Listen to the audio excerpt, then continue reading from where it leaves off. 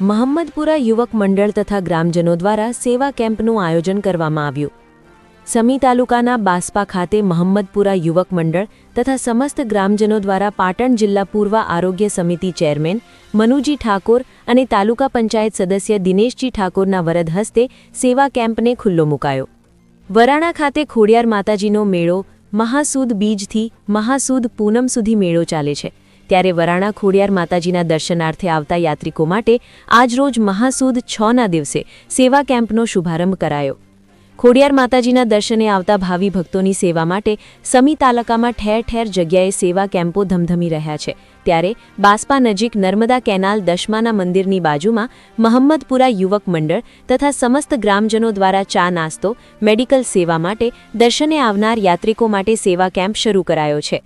આ સેવા કેમ્પમાં સમસ્ત મહમ્મદપુરા ગ્રામજનો દ્વારા યથાશક્તિ દાન આપી ધન્યતા અનુભવે છે। રિપોર્ટર દશરથ ઠાકોર, સમી। મારું નામ સાધુ સીતારામ, મહમ્મદપુરા સરપંચ, મહમ્મદપુરા ગામ બાસ્પા। અમે કેમ્પનું આયોજન કરેલું છે મહમ્મદપુરા યુવક મંડળ ગામ સમરસ દ્વારા। તો અમે કેમ્પમાં ચા પાણી નાસ્તો મેડિકલ સુવિધા રાત્રે સુવાની સુવિધા રાખેલ છે। નાસ્તાનો અમે રોજનો 2000નો વસ્તીને લાભ દઈએ છીએ।